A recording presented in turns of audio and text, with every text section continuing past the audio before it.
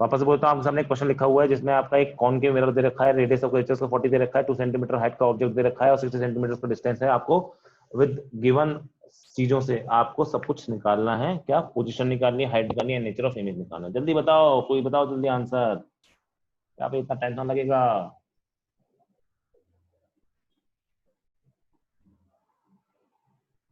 Object तो real है ना यहाँ पे, तो उसके हिसाब से सब कुछ बता सकते हो।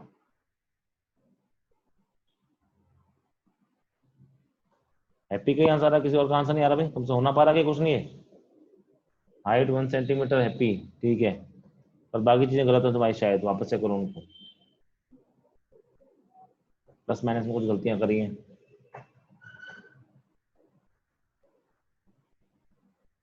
बताओ तो, कोई तो बताओ बेशर्मो, कहाँ गए? यहीं पे हो? कहाँ पे हो? वापस से बोलता हूँ, तृप्ति जी वेरी गुड। चलो देखो कैसे क्या करना है। कुछ क्या दे रखा है आपको? साफ साफ दिख रहा है कि आपको यहाँ पे ऑब्जेक्ट डिस्टेंस दे रखा है यू, कितना हो जाएगा मिरर के सामने 60 सेंटीमीटर। रियल है ना, तो हमेशा माइनस लगाओगे यहाँ पे, ठीक है? रियल लगा सुनते ही आप माइनस लगा दोगे यू में। उसके बाद में फोकल लेंथ, फोकल लेंथ क्या होती है सर? फोकल लेंथ आधी होती है, यानी 40/2, यानी आपका आंसर हो जाएगा यहाँ पे 20 सेंटीमीटर। तो फोकल लेंथ क्या हो जाएगी आपकी? Focal length is equal to -20 centimetre, क्योंकि कॉनकेव मिरर की हमेशा नेगेटिव होती है फोकल लेंथ, ये मैंने आपको बताया था। उसके बाद में मिरर फॉर्मूला क्या होता है सर? मिरर फॉर्मूला होता है 1/v + 1/u = 1/f। मैंने कहा था कि हमेशा ऐसे रखा करो कि माइनस ऊपर रखा करो हमेशा। तो प्लस यहाँ पे -1/60 लिखा और यहाँ पे लिखा आपने -1/20। ये क्वेश्चन वैसे मुझे करना नहीं चाहिए था, पर फिर भी मैं कर रहा हूँ। कोई बात नहीं, अगला क्वेश्चन नहीं करूंगा, लेकिन खुद से करो क्वेश्चन। -1/20 यहाँ पर रखते हैं, यहाँ पे +1/60 लेके आते हैं, क्योंकि यहाँ से यहाँ पे एलिप्सिस से राइट आने में साइन चेंज हो गया। यहाँ पे लिखूंगा मैं -60, यहाँ पे लिखूंगा +20 / 20 × 60। और जब इसको सोल्व करूंगा तो ये क्या निकल के आएगा आपका? -40 / 20 × 60। जब काटा पीटी मचाऊंगा, यहाँ से ये 20 से 2 कटेगा, 2 से 1 आएगा, 30 आ जाएगा। तो यहाँ से v जो बच्चों आपको निकल के आएगा, v will come out to be -30 centimetre. -30 का क्या मतलब है सर? -30 का मतलब है कि आपके जो इमेज है, इमेज इज एट 30 सेंटीमीटर, और कहाँ पे? इन फ्रंट ऑफ मिरर, ठीक है, इन फ्रंट ऑफ द मिरर। और इन फ्रंट बन रही है तो उसका ऑटोमेटिक मतलब भी क्या हो गया कि रियल बन रही है, क्योंकि नेगेटिव डिस्टेंस है आपका। अगर हम बात करते हैं अब दूसरी बातों के बारे में, तो एम बताता हूँ, मैग्निफिकेशन। मैग्निफिकेशन क्या होता है आपका? HI/HO, और उसकी वैल्यू क्या होती है मिरर के केस में? -v/u। तो यहाँ से HI/HO कितना हो जाएगा? HO आपको दे रखा है 2 सेंटीमीटर, ऊपर की तरफ तो प्लस लूंगा आपका, और -v, तो माइनस क्या हो जाएगा? -v की वैल्यू कितनी आई है? -30 निकल के आई है। u की वैल्यू क्या है आपकी? -60 है। तो यहाँ से माइनस और माइनस खा जाएंगे, 30 से कटेगा, ये 2 टाइम्स कटेगा, ये 2 से ये 1 2 कटेगा, 1 आ जाएगा, यानी HI की वैल्यू आएगी -1 निकल के। HI की वैल्यू निकल के आएगी -1 सेंटीमीटर निकल के। माइनस आ रही है, इसका मतलब साफ सी बात है HO प्लस है, HI माइनस है। HO प्लस है, HO प्लस में था, और HI माइनस में। या फिर मैग्निफिकेशन भी निकालो तो -1 निकल के आएगी। तो यहाँ से क्या बोल सकते हो आपकी, कि आपकी इमेज छोटी है, यानी स्मॉल साइज। स्मॉल साइज मतलब आप डिमिनिश भी बोल सकते हो उसको, ठीक है? क्यों? इमेज की साइज 2 सेंटीमीटर है, इसकी साइज 1 सेंटीमीटर है। और दूसरी बात क्या बोल सकते हो? रियल बोल चुके हो। अगर आपका HO +1 है और HI -1, यानी उल्टे हो गए ना एक दूसरे का, तो उसका मतलब आप इन्वर्टेड बोल पाओगे। तो फाइनल आंसर आप क्या करोगे? फाइनल आंसर आपको हो जाएगा sir 30 centimetre in front of the mirror, real image, small size या डिमिनिश एंड इन्वर्टेड। ये एक साथ आपका आंसर लिखा हुआ होना चाहिए। चलिए, आप लोगों में से किसी किसी का आंसर गलत भी था, शायद हैप्पी का भी थोड़ा सा आंसर गलत था, और शायद तृप्ति जी का भी आंसर थोड़ा सा गलत था। क्या आप लोगों को बात समझ में आई है? कोई बोल रहा है कि यहाँ पे कुछ गड़बड़ है? क्या गड़बड़ है यहाँ पे? क्या हुआ बे? ये गोला का मारा है यहाँ पे? किसने मारा पहले गोला, ये बताओ, उसके बाद में बताऊंगा किसने गोला मारा, क्यों गोला मारा है। अरे कमेंट में बता दो किसने गोला क्यों मारा, कुछ समझ में नहीं आया क्या?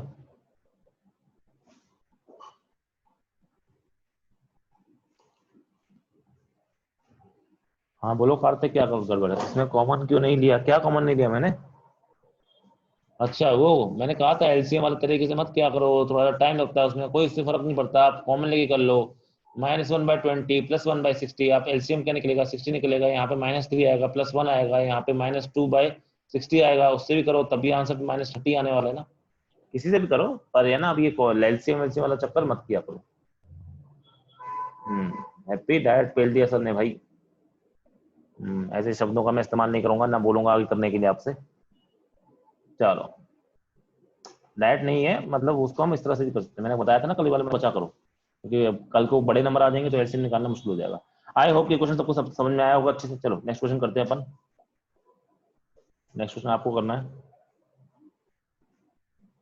जैसे जिस तरह से आपने ये वाला क्वेश्चन किया वैसे ही आपको करना है, सब कुछ बताना है। सेम क्वेश्चन है, बस आपका फिगर वगैरह के हिसाब से बाकी सारी चीजें यहाँ पे मैं चेंज कर रहा हूँ। अब सुनो, ये आपका प्रिंसिपल एक्सिस है और इस बार रेज ऐसे आ रही है कुछ यहाँ से, रेज ऐसे कुछ आ रही है, मतलब ऑब्जेक्ट कहीं बाहर दूर रखा है, पैरेलल नहीं है, पहली बात तो पैरेलल मत देख लेना उनको ऐसे। और आपको दे रखा है फोकल लेंथ जो दे रखी है वो 20 सेंटीमीटर दे रखी है इस मिरर की, ठीक है। और आपसे बोल रखा है कि ये रे आगे जाके ना, ये रे आगे जाके कुछ 30 सेंटीमीटर पे मिलती है, ये रे आगे जाके कुछ 30 सेंटीमीटर पे मिलती है। तो बताइए, अब वही कमेंट ऑन इमेज, इमेज के बारे में जो जो आप बता सकते हो वो सब बता दो, यानी क्या क्या होगी, कितनी हाइट होगी, हाइट वाइट तो क्या बताओगे, मतलब आपको बतानी, पोजीशन बतानी, मेनली पोजीशन बतानी, सबसे मेन काम है पोजीशन का, पोजीशन बताते आप सब कुछ बता पाओगे। पोजीशन बता दो और मैग्निफिकेशन बता दो, मैग्निफिकेशन मत बताओ, चलो मैग्निफिकेशन तो बता सकते हो, चलो पोजीशन और मैग्निफिकेशन बता दो, ये दो चीज बता दी जाती है आपको सब कुछ बता सकते हो आप किसी इमेज के बारे में। बताइए, मतलब क्वेश्चन करिए, जल्दी करिए, जल्दी बताइए आंसर क्या होगा। इस बार क्वेश्चन अच्छा कैसे है कि आपकी जो यहाँ से इंसिडेंट रेज आ रही हैं, आपकी जो इंसिडेंट रेज आ रही है, कोई बात नहीं मनदीप आप कर रहे हो तो करते रहो, इतनी जल्दी आंसर नहीं आएगा मेरा। आपकी जो इंसिडेंट रे यहाँ से आ रही है तो साफ सी बात है, मैंने कहा था इंसिडेंट रे जहाँ पे मिलती है उसको हम क्या बोलते हैं, उस जहाँ पे इंसिडेंट रे मीट करती हैं, जिस पॉइंट पे इंसिडेंट रे मीट करती हैं या अपीयर टू मीट करती हैं, ठीक है, उस पॉइंट को हम बच्चों बोलते हैं अपना ऑब्जेक्ट बोलते हैं। चलिए देखते हैं आंसर, रुकिए। उस पॉइंट को ऑब्जेक्ट बोलते हैं। और जहाँ पे रिफ्लेक्टेड रे मीट करती हैं, जहाँ पे रिफ्लेक्टेड रे मीट करती हैं, अपीयर टू मीट होती हैं आपका, उसको हम ऑब्जेक्ट सॉरी उसको हम क्या बोलते हैं आपका, उसको हम इमेज बोलते हैं। ये बात तो समझ में आती है सबके, आंसर समझ में आती है, ठीक है। अब देखो बात ये है कि आपका ये इंसिडेंट रे आ रही है, ये इंसिडेंट रे आ रही है, ये इंसिडेंट रे आ रही है इस पॉइंट ऑफ टाइम पे, तो आपका ये कहाँ मिल रही है, क्या ये कहीं मिल पा रही है क्या, टकराने से, देखो टकराने के बाद तो रिफ्लेक्टेड रे बन जाएगी ना, टकराने के बाद तो रिफ्लेक्टेड रे बन जाएगी, तो टकराने के बाद तो हम देखेंगे नहीं, टकराने से पहले क्या ये मिल रही है क्या एक्चुअली में, सर नहीं मिल रही है एक्चुअली में, लेकिन क्या अपीयर टू मीट कर रही है आपको, क्या ये आपको अपीयर कर रही मीट करती हुई, हाँ सर यहाँ पे कहीं मीट करती हुई अपीयर तो कर रही है आपकी इंसिडेंट रेज, तो मैं क्या कह सकता हूँ यहाँ पे ऑब्जेक्ट आपका रियल नहीं, ऑब्जेक्ट यहाँ पे कैसा है आपका, यहाँ पे इस केस में आपका ऑब्जेक्ट ही क्या होगा बच्चों, इस केस में आपका object is virtual, in this case the object is virtual, in this case the object is virtual, की आपकी इंसिडेंट रे यहाँ मीट करती हुई हो रही है। अगर इस केस में आपका ऑब्जेक्ट वर्चुअल हो गया तो यू क्या लोगे, वर्चुअल के लिए क्या लिखते हैं हम, +30 लेंगे इस बार, यानी this is a case of virtual object. ये शायद आईआईटी में आया हुआ क्वेश्चन है, वर्चुअल ऑब्जेक्ट लेके चलेंगे इसको, ठीक है। फोकल लेंथ तो कॉनकेव मिरर है तो चाहे कैसी भी लाइन आ रही है वो तो हमेशा आपका माइनस ही लेके चलना पड़ता है, तो -20 सेंटीमीटर विल बी और फोकल लेंथ। अब बात करते हैं मिरर फॉर्मूला की, तो 1/f + 1/v + 1/u is equal to ये हो गया, 1/f कितना है -1/20, और यहाँ पे 1/v कितना है, 1/v है वो तो बात करूँ इस बार मुझे 1/30 लेना पड़ेगा प्लस के साथ में, जब इसको लिखूंगा मैं यहाँ पे 1/v तो वो कितना निकल के आएगा, it will come out to be -1/20 -1/30, साफ सी बात है नेगेटिव निकल के आने वाले हैं, यानी इमेज तो रियल ही बनेगी।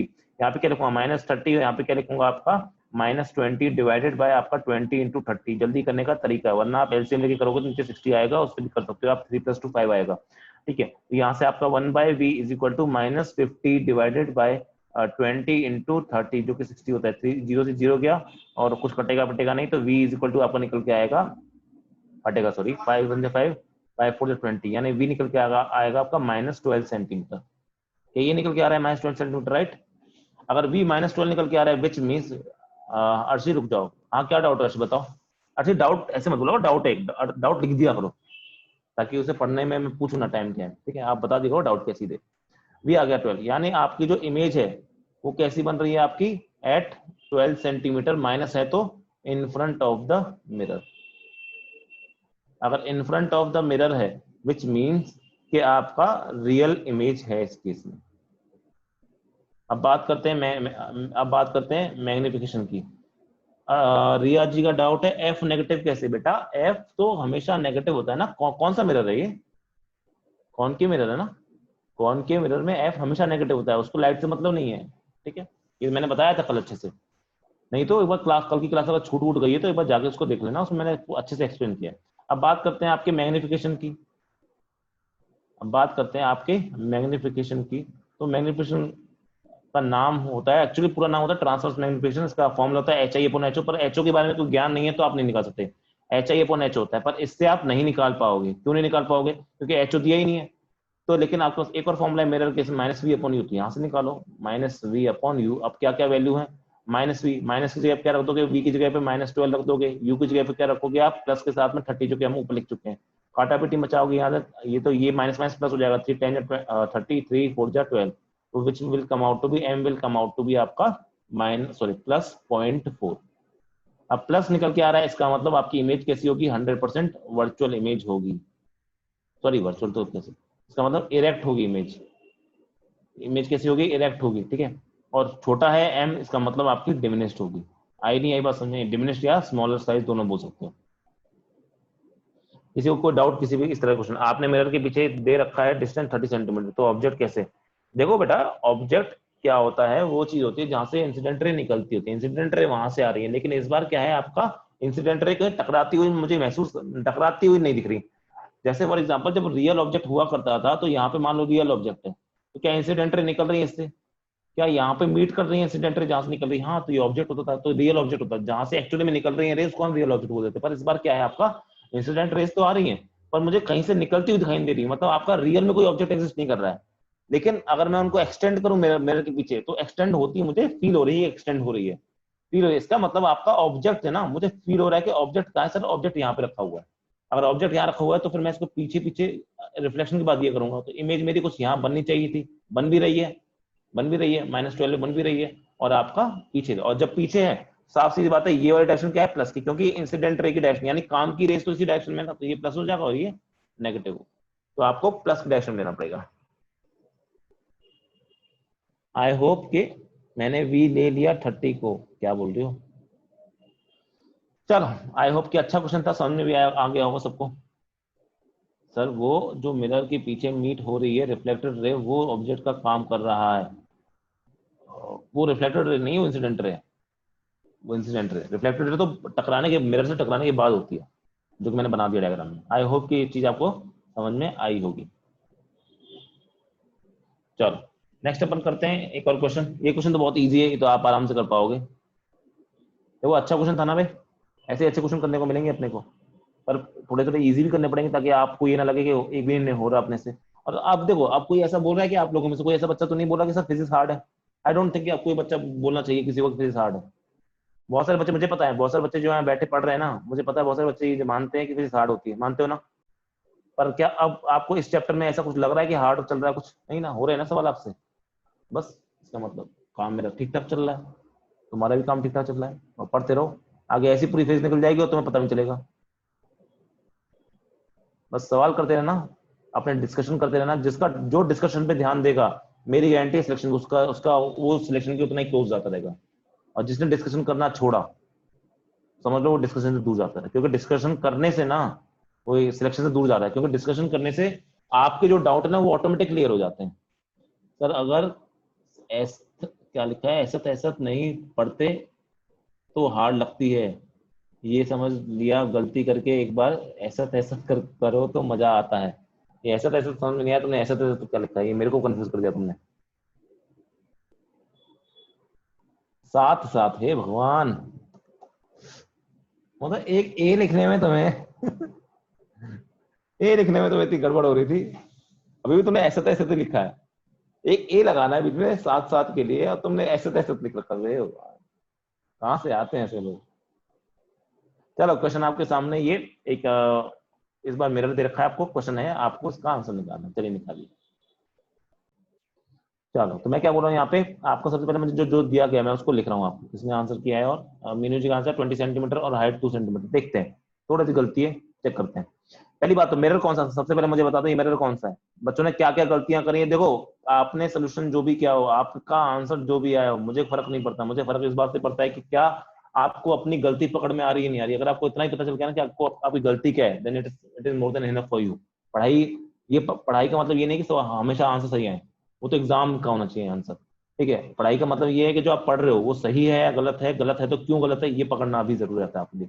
इस टाइम पे जितनी गलती कर सकते हो कर दो, जितनी गलती करनी है कर दो, कोई प्रॉब्लम नहीं है, पर इस गलती को दोहराना नहीं है, ये इंपॉर्टेंट होना चाहिए तुम्हारे लिए। ठीक है, तो कॉन्वेक्स मिरर है, और फोकल लेंथ यहाँ से निकालता हूँ। पहले तो बात रेडियस ऑफ कर्वेचर देगा, जिसने भी आपका फोकल लेंथ को 20 ले लिया पहले गलत हो गया, वो रेस से पहली बार हो गया। फोकल लेंथ तो पहली बार 10 होगा। तो उस बाद कॉन्वेक्स मिरर, तो कॉन्वेक्स मिरर का फोकल लेंथ हमेशा पॉजिटिव होती है, तो प्लस 10 सेंटीमीटर। जिसने इसको माइनस लिया वो भी रेस से बाहर हो गया। अगर आगे बात करते हैं यू क्या है, साफ सी बात है रियल। अबे दिख रहा है ना तुम्हें ऑब्जेक्ट, हाँ दिख रहा है, तो इसका मतलब रियल है। नहीं तो आप देखोगे यहाँ पे मैं ऑब्जेक्ट रखा है तो सामने रखा है, तो इसको अपन यू को नेगेटिव साइन के साथ लेंगे, -20 इन फ्रंट ऑफ द मिरर होता है या रियल ऑब्जेक्ट होता है, तब हम माइनस लेते हैं। ठीक है। ओ नो आशी जी समझ गई, देखा वही मैं बोल रहा हूँ ना कि इंपॉर्टेंट ये बात है समझना कि आपने गलती कहाँ की, और आपने, मेरे को पता है कहाँ बच्चे गलती कर रहे होंगे, इसलिए मैं पूरा क्वेश्चन सॉल्व कर रहा हूँ इतने आराम से। अमन जी आवाज गई? आवाज तो आ रही है ना सबको मेरी? I hope so. ऐसे ना बोला करो आवाज गई। आवाज आ रही है ना भाई? आ रही है, चलो एक बच्चे ने बोल दिया आ रही है तो ठीक है। थोड़ा देर दूसरा बच्चा थोड़ी देर रुक जाएगा। एफ इज इक्वल टू ये हो गया, ठीक है। फिर मैं फॉर्मूला हमेशा की तरह formula 1/v + 1/u is equal to 1/f। तो 1/v is equal to 1/f minus 1/u लिख देता हूँ। फिर मैं साइन के साथ सारी वैल्यू रखता हूँ, तो प्लस 1/10 आएगा यहाँ पे, माइनस ऑफ माइनस 1/20 आएगा, जो कि बाद में ऑटोमेटिकली प्लस बन जाएगा। तो यानी प्लस 1/10 प्लस 1/20। हर बच्चा देख के बता सकता है आंसर तो प्लस में आने वाला है। यानी अगर आंसर प्लस में आया तो इतना पतला है, पक्का है कि आपकी इमेज वर्चुअल बनने वाली है। इनको जोड़ूंगा तो 20 + 10 डिवाइडेड बाय 2, 10 × 20, तो सिंपल सा आ जाएगा आपका ये 30 डिवाइडेड बाय 200। काटापिटी मचाएंगे, एक जीरो को एक जीरो से उड़ाएंगे, तो आपका जो v निकल के आएगा, v will come out to be 20/3 centimetre, which is obviously equal to 6.67 approximately 7 centimetre मास। तो क्योंकि प्लस में निकल के आया तो I can say that this image is virtual image. और प्लस निकल के आया है तो हम ये भी कह सकते हैं कि आपका कहाँ पर बन रही है, ये बिहाइंड द मिरर बन रही है। Virtual image behind the mirror ही तो बनेगी, अभी तो नहीं दिखेगी आपको। ये वाली बात भी हो गई, ठीक है। आंसर सही आ रहा है कार्तिक, वेरी गुड। मीनू जी 20/3 आपका बिल्कुल सही है। रिया जी 6.6 बिल्कुल सही है आपका, ठीक है। सर पहले की तरह स्टैंड अलोन वाला कॉन्फिडेंस नहीं रहा। पहले की तरह स्टैंड अलोन, स्टैंड अलोन क्या होता है बे? ठीक है, कोई बात नहीं, कभी कभी कॉन्फिडेंस गिरता है, पर बड़ा आदमी कौन माना जाता है? जो गिर के ऊपर उठता है। ठीक है, सही आ रहा है आपका मन, अगर आंसर तो बहुत बढ़िया बात है। मैंने कहा ना कि इंपॉर्टेंट ये नहीं कि आप फेल हो गए, इंपॉर्टेंट ये है कि अगर आप फेल हो गए तो अगली बार आपने क्या किया उस फेलियर को रिपीट ना होने देने से। गलती कर दी कोई बात नहीं, पर आपने अगली बार क्या किया उस गलती को रिपीट ना करने से। अगर आप इतना भी कर पाए कि सेम मिस्टेक वापस नहीं करी ना। बहुत बच्चे ना बोलते हैं सर मैंने एग्जाम में सिली मिस्टेक कर देता हूँ, मैं टेस्ट में सिली मिस्टेक कर देता हूँ। मैं सब बच्चे बोलते हैं सर हमेशा सिली मिस्टेक हो जाती है, सिली मिस्टेक हो जाती है। और जब फाइनल एग्जाम होता है तब भी वो बच्चा ये होता है सर सिली मिस्टेक हो गई। तो जब तुम्हें एक साल पहले पता था कि तुम्हारी सिली मिस्टेक हो रही है, जब तुम्हें साल के मिड में पता था तुमसे सिली मिस्टेक हो रही है, जब तुम्हें एग्जाम से पहले पता था तुमसे सिली मिस्टेक होती है, तो एग्जाम में तुमसे सिली मिस्टेक क्यों हो रही है? मत करो, कम करो सिली मिस्टेक, मत उतने क्वेश्चन अटेम्प्ट करो जहां तुम्हें पता है कि भाई मेरे से गलतियां हो रही हैं यहाँ पे, तो उस क्वेश्चन को अटेम्प्ट छोड़ दो, उससे बेटर तो। पर अब तक वो है ना वो ये बोलते रहोगे तो कॉन्फिडेंस एक दिन में नहीं आता है। कॉन्फिडेंस आने के लिए आपको चाहिए पूरा साल, पूरे 6 महीने, पूरे 7 महीने का टाइम चाहिए। और कॉन्फिडेंस को बढ़ाने का सिर्फ और सिर्फ एक तरीका है, सिली मिस्टेक कम करने का सिर्फ और सिर्फ एक तरीका है। It is only and only one thing which is called as hard work and practice. और आपने वो नहीं किया है तो आप कितनी भी दम लगा लो फिजिक्स में या केमिस्ट्री में, चाहे बायो में, चाहे मैथ में, किसी भी सब्जेक्ट में दुनिया के, आप नहीं पढ़ सकते, पढ़ाई नहीं कर सकते। तो सिंपल सी बात आपको यही होनी चाहिए कि आपको सिर्फ पढ़ाई करनी है, प्रैक्टिस करनी है, डिस्कशन करना है। डिस्कशन बहुत इंपॉर्टेंट है, क्योंकि कई बार डिस्कशन करने से पता है क्या होता है, मैं बताता हूँ यार। मैं मेरे भी देखो एक फ्रेंड सर्कल होता है जो कि अच्छा होना चाहिए पढ़ने वाला। अगर आपके पास में एक अच्छा फ्रेंड सर्कल है ना डिस्कशन करने वाला, तो आप कभी कभी कोई क्वेश्चन आंसर लेके आ जाते हो। कभी कभी क्या बहुत बार ऐसा होता है कि हम आंसर लेके आते हैं, तुक्का मार देते हैं। जब तुक्का मार देते हैं, आंसर लेके आ जाते हैं ना, तो हमको लगता है कि हम तो सही हैं, हम टॉप है। पर बात यह कि जब आप सामने वाले का सोल्यूशन देखते हो, डिस्कशन देखते हो, उसका आंसर देखते हो ना, तब आपको एहसास होता है यार आप तो गलत तरीके से कर रहे थे। और मैं आपको बता दूं कि आज जो सवाल आप गलत तरीके से कर रहे हो ना, अगर वो सवाल एग्जाम में आ गया तब भी आप उसी गलत तरीके से करोगे और आपका आंसर उस टाइम गलत होगा 110%। अनलेस एंटिल आपने कुछ नहीं याद ना कर लिया और सेम क्वेश्चन आ गया, जिसके चांसेस बहुत कम होते हैं। तो प्लीज डिस्कशन बहुत किया करो। हार्ड क्वेश्चन हो, आसान क्वेश्चन हो, कैसा भी क्वेश्चन हो, डिस्कशन जरूर किया करो। एक और बात याद रखना, आपका जो डिस्कशन वाला ग्रुप है मैं देखता हूँ उसमें आप लोग क्या रिप्लाई कर रहे हो, क्या रिप्लाई नहीं कर रहे हो, मैं सब देखता हूँ।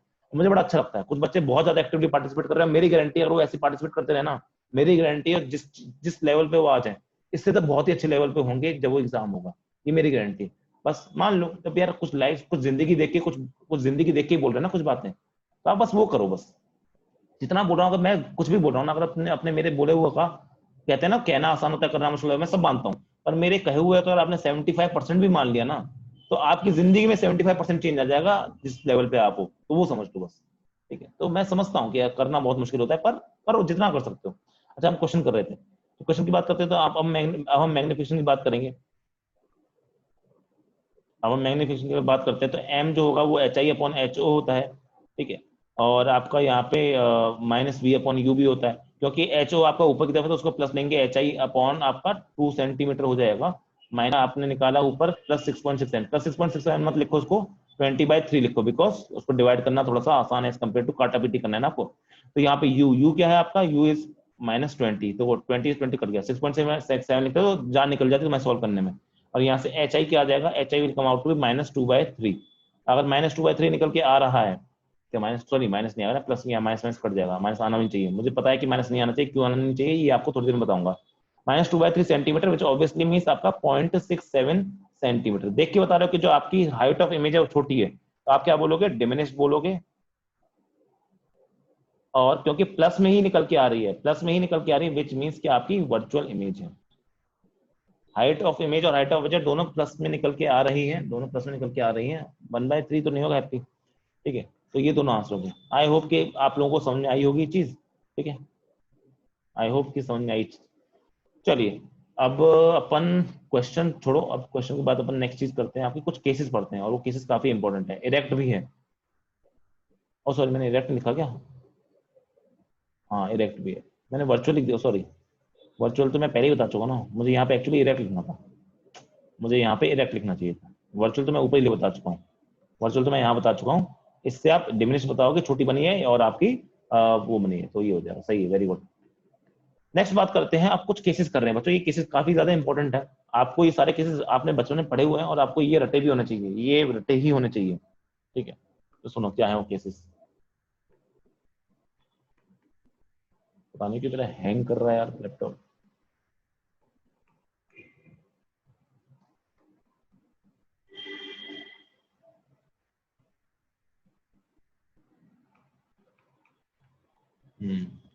तो अपन करने वाले हैं केसेस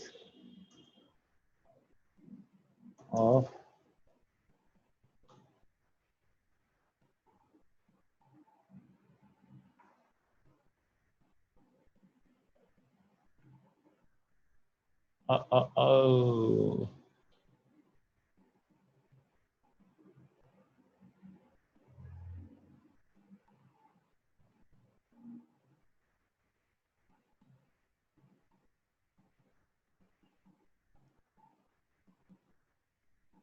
कार्तिक, तुम्हारा जवाब बिल्कुल सही है, तुम जो बोल रहे हो 100% सही बोल रहे हो,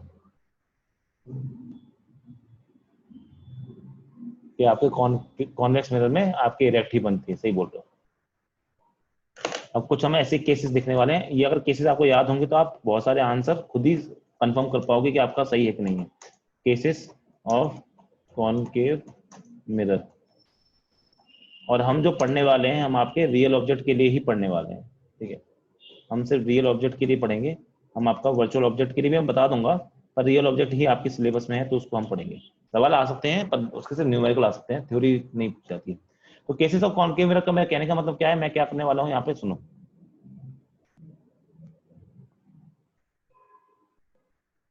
तो अपन क्या करेंगे, अब अलग अलग जगह पे, हम अलग अलग जगह पे आपके ऑब्जेक्ट को रखेंगे।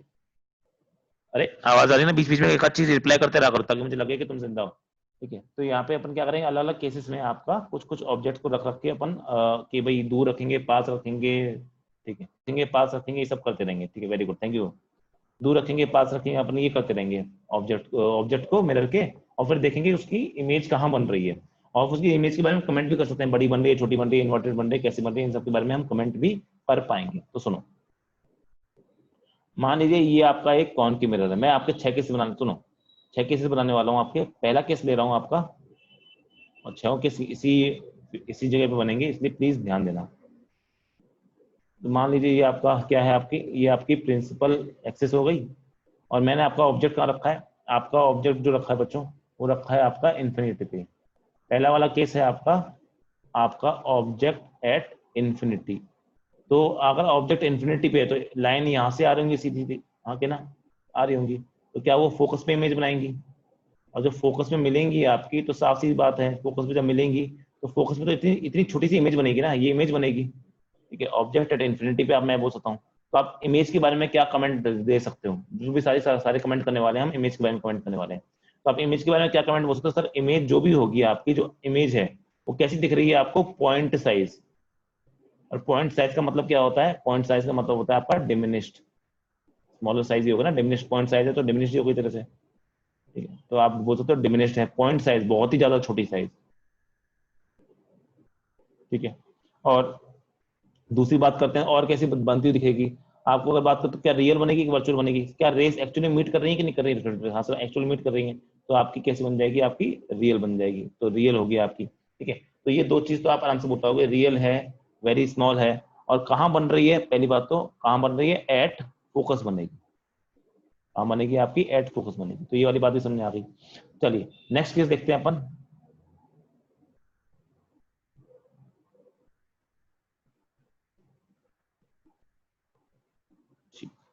नेक्स्ट केस की अगर हम बात करें तो नेक्स्ट केस आपका क्या हो जाएगा, नेक्स्ट केस में अपन क्या कर रहे हैं, अब ऑब्जेक्ट को मिरर के पास लेके आए, अभी तो बहुत दूर है, अब ऑब्जेक्ट को हम क्या करें, मिरर के पास लेके आ रहे हैं, तो मिरर के जब पास लेके आएंगे तो आप सुनना, मैंने क्या किया, यहाँ पे आपका एक तरह से कॉन के मिरर बनाया, अब पास लेके आएंगे तो अब हम एक्सिस पे लेके आ गए, अब सुनना, मान लो आपका ये आपका मिरर हो गया, और आपका यहाँ पे है फोकस, और यहाँ पे है आपका सेंटर ऑफ कर्वेचर, अब हम ऑब्जेक्ट लेके आए हैं आपका सेंटर ऑफ कर्वेचर और इनफाइनाइट के बीच में, ऑब्जेक्ट कहाँ है, ये सब याद होना चाहिए, ऑब्जेक्ट को मैं बोलूंगा object between infinity and curvature, कभी कभी इसको हम ऐसे बोलते हैं, object is beyond C, beyond का मतलब पार, बियॉन्ड का मतलब उसके पार, यानी सी के पार है।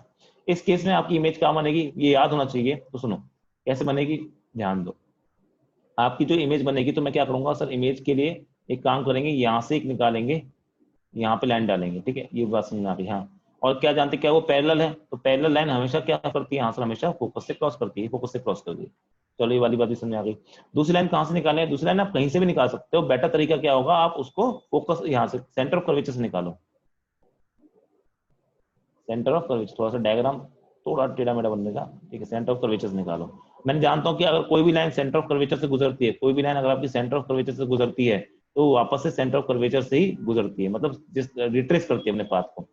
तो तुम देखोगे जो जहां पर ये रिफ्लेक्टर, एक रिफ्लेक्टेड रे ये है, एक रिफ्लेक्टेड रे है, जहां पर ये मिलती है उसी को हम क्या अपना इमेज बोलते हैं। तो आपकी इमेज कुछ इस तरह से बनेगी, अगर ये है आपका बी और ये है आपका ए, तो यहाँ पे क्या होगा, ए डैश ये होगा और ये होगा आपका बी डैश। अब इमेज के बारे में आप क्या क्या बोल सकते हो, तो सारी चीजें अपन यहाँ पे लिखते हैं। इमेज के बारे में अपन क्या बोल सकते हैं, पहली बात तो इमेज छोटी दिख रही है, बड़ी दिख रही है, मुझे तो छोटी दिख रही है, तो इमेज क्या बोलोगे आप, इमेज आपकी डिमिनिश्ड। कभी कभी कोई बच्चा बोलता है डिमिनिश का मतलब पॉइंट साइज, नहीं, डिमिनिश का मतलब पॉइंट साइज नहीं होता, आप इसको क्या बोलोगे, स्मॉल साइज बोलोगे। डिमिनिश का मतलब होता है स्मॉल साइज, तो डिमिनिश भी बोल सकते हो, स्मॉल साइज भी बोल सकते हो। दूसरी बात, रियल है कि वर्चुअल है, सर सारी रेज एक्चुअली मीट कर रही है तो आपकी रियल है। दूसरी बात, इन्वर्टेड है कि आपका इरेक्ट है, तो आप बोलोगे सर साफ सी बात है, और नीचे बन रहा है, तो मैं इसको क्या बोल सकता हूँ आपका, it is a case of inverted image. क्या इतनी सारी चीजें आप बोल सकते हो, और डायग्राम भी आपको सामने बना दिया, ठीक है। चलो अब हम और एक नई चीज देखते हैं, और अपन नया जाते हैं, नया केस देखते हैं। ऐसे टोटल 6 केस होते हैं, तो अपन ने 2 केस कर लिए हैं, ठीक है। इंपॉर्टेंट आपके पहले से सारे इंपॉर्टेंट है, इंपॉर्टेंट के बारे में कुछ नहीं कह सकते। चलो अब अपन तीसरा केस देखते हैं। तीसरे केस में क्या हो रहा है, अब हम मिरर के पास आते जा रहे हैं, जैसे जैसे हम आगे बढ़ रहे हैं हम मिरर के पास आने की कोशिश कर रहे हैं। तो अगर इस केस में जाऊं तो तीसरे केस में क्या होगा आपका, और पास आता हूँ मिरर के, तो सुनो, अगर मिरर के और पास आता हूँ तो मैं क्या बनाऊंगा यहाँ पे, सर यहाँ पे कौन की मिरर है, पहले में क्या था आपका इनफाइनाइट में, फिर मैं क्या हुआ सी के पार, सी के पार बना हुआ है, उसके बाद में क्या हुआ आपका, अब मैं सी पे आ जाता हूँ। ये इंपॉर्टेंट केस है काफी ज्यादा। अगर मेरा ऑब्जेक्ट सी पे ही आ जाए, अगर मेरा ऑब्जेक्ट सी पे ही आ जाए, तो सुनो, अगर मेरा ऑब्जेक्ट सी पे ही आ जाए, तब क्या होगा, यहाँ पे ये फोकस है, यहाँ पे ये सेंटर ऑफ कर्वेचर है, तो मैं क्या करूंगा सर, रेस निकालूंगा। रेस कैसे निकलेंगे आपकी, सर रेस निकलेंगे मेरी इस तरह से, कि आपकी जो एक रे है, बिल्कुल सही अमन, सही आंसर है आपका, ठीक है।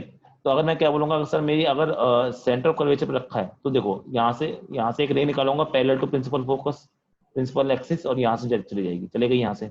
दूसरी रे कहाँ से निकालता हूँ, तो इसके लिए क्या कर सकता हूँ सर, इसके लिए मेरे को अब कोई याद नहीं आ रहा, तो मैंने एक चीज बताई थी कि अगर कोई लाइन फोकस से गुजरती है, अगर कोई लाइन आपकी फोकस से गुजरती है, तो क्या वो आपका थोड़ा सा डायग्राम गलत बन रहा है, इसको, ठीक है, एक काम करते हैं कहीं और भी लेते हैं इसको, मैंने थोड़ा डायग्राम थोड़ा तो खराब बना दिया है क्योंकि बाय स्केल नहीं है, ठीक है, थोड़ा सा डायग्राम बनाते हैं इस तरह से,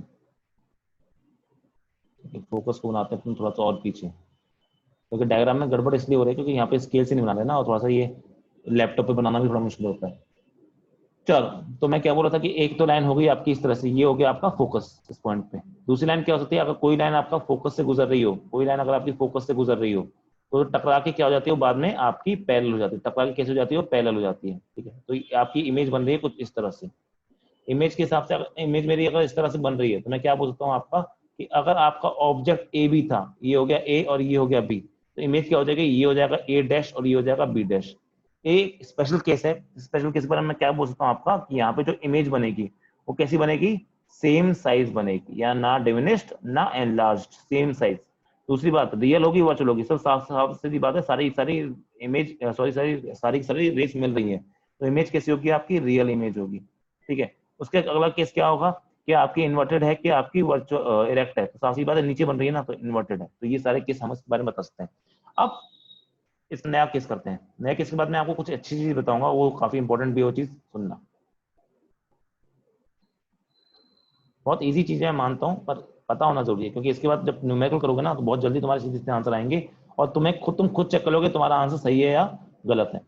देखो, अब नेक्स्ट केस करते हैं। ये मेरा फर्स्ट केस हो गया मान लो, ये मेरा सेकंड केस हो गया, ये मेरा थर्ड केस हो गया। मैं कर क्या रहा हूँ, क्या मैं मिरर के पास में आ रहा हूँ। अगर मैं सेंटर ऑफ कर्वेचर, तो अब मैं कहा जाऊंगा, सेंटर ऑफ कर्वेचर और फोकस के बीच में जाऊंगा। अब मैं कहा जाऊंगा, आपका सेंटर ऑफ कर्वेचर और फोकस के बीच में जाऊंगा। ये हो गया आपका सेंटर ऑफ कर्वेचर मान लो, और लगभग यहाँ पे मान लो आपका फोकस है। वैसे मैं गलत डायग्राम बनाया थोड़ा सा, पर देखते हैं बन जाएगा। यहाँ पे लेके आता हूँ मैं अपना, मेरा ऑब्जेक्ट यहाँ पे रखा है वो आपका। यहाँ से क्या होगा, यहाँ से अब मैं रेस बनाऊंगा फिर से। रेस क्या होगी आपकी, सर रेस मेरी यहाँ से निकल के जाएगी, और निकल के वो, थोड़ा डायग्राम फिर से गंदा बन गया, चलो कोई ना, ऐसे जाएगी। ठीक है, तो यहाँ से गई, यहाँ से गई। दूसरी बात, मैं एक काम करता हूँ, मैं जानता हूँ सेंटर ऑफ कर्वेचर से जो भी लाइन जाती है, जो भी सेंटर ऑफ कर्वेचर से लाइन जाती है, क्या वो बाद में आपकी सीधी सी निकल जाती है, यहाँ से सीधी सी निकल जाती है। तो ये रे और ये रे कहीं कुछ यहाँ मिलेंगी, ये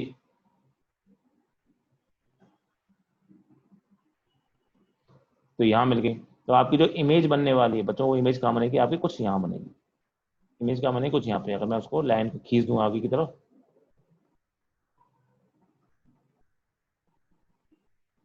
या आगे की तरफ खींच दूँ, ठीक है, तो आपकी इमेज बन रही है। आप इमेज के बारे में क्या क्या कमेंट कर सकते हो, देख के बता सकते हो ना, इमेज कहाँ बन रही है, कैसे बन रही है, सारी चीजें हम यहाँ बता सकते हो। तो इमेज कहाँ बन रही है, पहली बात तो आप साफ साफ बोल पाओगे, सर जो इमेज है, क्या वो बड़ी बन रही है, छोटी बन रही है, साफ साफ से दिख रहा है कि आपकी इमेज कैसी है, मैग्नीफाइड है या एनलार्ज है। दूसरी बात कि अच्छा, इसके पिछले वाले केसों में यहाँ पे मैंने बताया था, ये सेकंड केस में देखो, सेकंड केस में कहाँ बन रही है इमेज, इमेज बन रही है आपकी बिटवीन सी एंड एफ।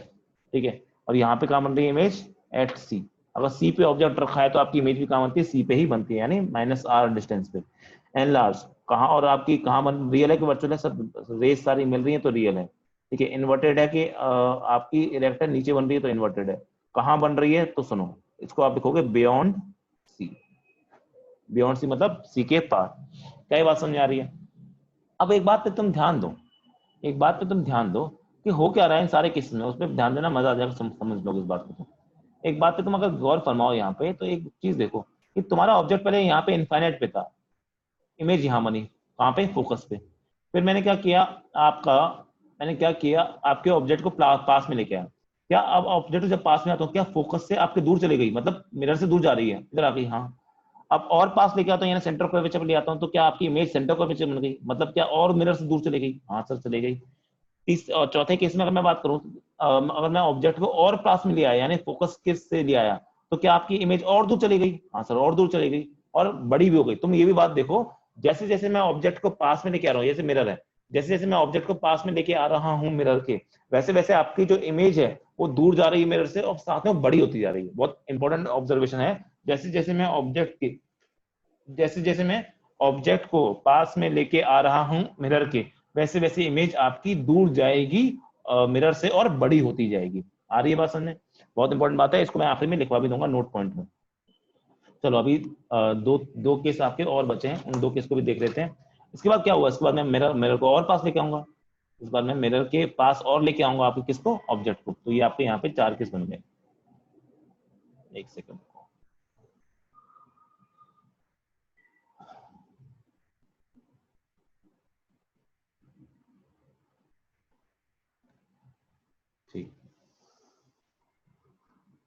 तो यहाँ पे अपन चौथा केस, पांचवा केस यहाँ बना लेते हैं अपन, कोई गड़बड़ नहीं है।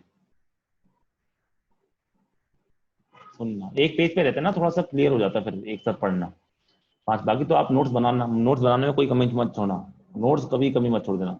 पांचवें केस में क्या कर रहे हैं, मिरर के और पास में लेके आ गए। मिरर के जब और पास में लेके आ गए तो मान लो आपका ये मिरर है और यहाँ पे आपका प्रिंसिपल एक्सिस है। अब कहाँ पे लेके आ गए, फोकस पे लेके आ गए। फोकस है, फोकस पे लेके आ गए, यहाँ सेंटर ऑफ कर्वेचर है, यहाँ पे आपका रखा है ऑब्जेक्ट। अब क्या करेंगे, अब करेंगे हम क्या, यहाँ से आपकी रे निकली और क्या वो पैरेलल है तो ये आपकी फोकस से गुजर जाएगी, हाँ सर फोकस से गुजर जाएगी। दूसरी रे हम कहाँ से ले रहे हैं, दूसरी रे हम ले रहे हैं सेंटर ऑफ कर्वेचर से गुजरती है, दूसरी रे हम सेंटर ऑफ कर्वेचर से लेके गुजरती है, तो क्या वो आपकी यहाँ से गुजर जाएगी, हाँ सर यहाँ से गुजर जाएगी। तो इस केस में बच्चों, इस केस में जो आपका केस होगा, नहीं गलत बोल दिया थोड़ा सा अमन, अब देखो तुमने बाद वाला केस बता दिया। इस केस में हम क्या कर सकते हैं, इस केस में आपकी बच्चों रे कभी मिलेगी ही नहीं, इस केस में आपकी कभी रे मिलेगी नहीं। क्यों नहीं मिलेगी सर, तो ध्यान दो क्यों नहीं मिलेगी, उसका मैथमेटिकल प्रूफ है, पर मैथमेटिकल प्रूफ नहीं समझना आपको, समझ लो कैसे बस। क्या ये डिस्टेंस है आपका एफ, हाँ, और क्या इस डिस्टेंस को भी मैं एफ बोल सकता हूँ। क्यों बोल सकते हो सर, इसलिए बोल सकता हूँ क्योंकि ये टोटल क्या होता है आर, और आर की वैल्यू क्या होती है 2f। हाँ सर, अगर ये एफ है, ये एफ है, तो क्या यहाँ का डिस्टेंस ये भी तो एफ होगा, हाँ सर ये भी एफ होगा। तो तुम क्या देख सकते हो एक बात को, कि सर आपका जो डिस्टेंस बिटवीन टू लाइन्स है, डिस्टेंस बिटवीन टू लाइन्स यहाँ भी सेम है। देखो ध्यान दो, क्या यहाँ पे ये दो लाइनों के बीच का डिस्टेंस क्या है, सेम है। ये दो लाइन का डिस्टेंस क्या है, सेम है। तो क्या मतलब दो लाइनों के बीच का डिस्टेंस, दो लाइनों के बीच का डिस्टेंस अगर हमेशा सेम बना रहे, हाँ अमन सही है, अगर दो लाइनों के बीच का डिस्टेंस हमेशा सेम बना है तो वो लाइन कैसी हो जाती है, these line are called as parallel lines, these line are called as parallel lines. अगर ये पैरेलल लाइंस हैं तो क्या कभी ये मिल पाएंगी, मैं कहूंगा सर ये कभी नहीं मिल सकती। अगर ये कभी नहीं मिल सकती तो आप साफ सीधी बात है बोलोगे, अगर कोई चीज कभी मिल नहीं रही तो आप बोलते कहीं कहाँ मिलेगी, बोल दो आप इनफाइनाइट में मिलेंगी। कहाँ मिलेंगी आपकी, इनफाइनाइट में मिलेंगी। तो इस केस में जब हम इमेज की बात करेंगे कि इमेज कहाँ बन रही है, कैसे बन रही है, तो पहली बात तो हम बता पाएंगे इमेज कहाँ बनेगी आपकी, सर इमेज मेरी एट इन्फिनिटी बनेगी। अब डाउट ये आता है कि कैसी बनेगी, वर्चुअल बनेगी, रियल बनेगी। तो बात ये है कि अगर मैं इसको पीछे भी खींचूं तब भी नहीं मिलने वाली, पीछे भी खींचू तब भी नहीं मिलेगी, पैरेलल है ना, और यहाँ पे खींचू तब भी नहीं मिलने वाली। जब मिलने ही नहीं वाली तो आप रियल वर्चुअल के बारे में कोई कमेंट नहीं कर पाओगे, आप इन्वर्टेड के बारे में, पर हाँ जो भी हो आप इन्वर्टेड और उसके बारे में कमेंट नहीं कर पाओगे। तो आप यहाँ पे बेटर बोलना होगा कैन नॉट कमेंट, बाकी चीजों के बारे में आप कमेंट नहीं कर सकते।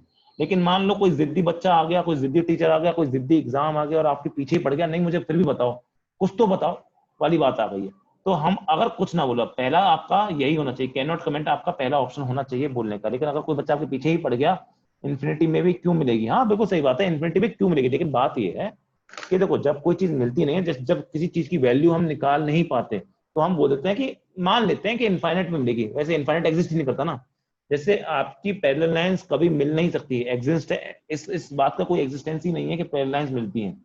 लेकिन अगर मैं बोलना चाहूँ कहाँ मिलेंगी, मुझे जबरदस्ती बोला जाए कहाँ मिलेंगी बताओ, तो बोलेंगे देखो कहीं इनफाइनाइट में मिलेगी, क्योंकि इनफाइनाइट भी एग्जिस्ट नहीं करता। तो ऐसे हम चीजें बोलते हैं, जैसे फॉर एग्जाम्पल 1090, या 1090 की वैल्यू क्या होती है, नॉन डिटर्मिनेबल होती है, 1090 की वैल्यू नहीं निकालते हम, ठीक है, अनडिफाइंड होती है, ठीक है, लेकिन फिर भी हम उसकी वैल्यू को इनफाइनाइट बोल देते हैं। क्यों, क्योंकि ना इन्फिनिटी डिफाइंड है ना नॉट डिफाइंड है, जो चीज डिफाइंड नहीं है उसको हम इन्फिनिटी बोल देते हैं, ठीक है। अब सुनो, लेकिन यहाँ पे मान लो कोई पीछे ही पड़ जाए, मुझे फिर भी आंसर बताओ, तो हम क्या बोलेंगे, देख इन्फिनिटी पे अगर मिलेगी तो साफ सी बात है नीचे मिलेगी, अगर नीचे मिलेगी तो हम इसको इन्वर्टेड बोलेंगे। दूसरी बात, बड़ी बनेगी छोटी बनेगी, साफ सी बात है इन्फिनिटी भी जाओगे तो क्या जहां पे इन्फिनिटी मिलने वाली क्या बहुत नीचे मिलेगी, तो मैं बोल सकता हूँ एक तरह से उसको कैसी बनेगी, ये हाईली मैग्नीफाइड। लेकिन ये एग्जांपल, ये आंसर सिर्फ तब देना है जब आपके पास में ऑप्शन में कैंट कमेंट ना लिखा हो, कांट कमेंट ना लिखा हो। अगर कांट कमेंट लिखा है तो can't comment he better option मान जाएगा, क्योंकि इनफाइनाइट के बारे में हम कुछ नहीं बोल सकते। आई होप की बात समझ में आई होगी। नेक्स्ट और आखिरी केस है आपका, which is also an important case, सबसे इंपॉर्टेंट केस भी बोल सकते हो उसको ऐसे, क्योंकि उसमें दुनिया थोड़ी सी पलट जाती है। अब समझो कैसे, मतलब पलट कैसे जाती है, मतलब ये बताइए सर पहले तो, ठीक है, हमारी दुनिया तो पलट ही रही है पता नहीं कितने सालों से। बेटा अभी तो बहुत पलटेगी, रुको, अभी तुम हो ही नहीं, कुछ उम्र हो ही नहीं तुम्हारी, ठीक है। नेक्स्ट देखो, नेक्स्ट क्या केस है आपका, नेक्स्ट केस है आपका sixth case, which is about, अब मिरर के और पास आते हैं। जब मिरर के, सर कहाँ मिरर में घुसने वाले हो, अभी डिस्टेंस बचा है बेटा मिरर में, अभी हम कहाँ जाएंगे, आपका फोकस और पोल के बीच में जाएंगे। अगर मैं फोकस और पोल के बीच में जाऊंगा तो उस केस में क्या होगा समझना, तो मैं फोकस और पोल के बीच में जाऊंगा तो आपके इस बार थोड़ा सा अजीब सा केस बनेगा, और वही केस आपके लिए इंपॉर्टेंट भी है, क्यों समझो।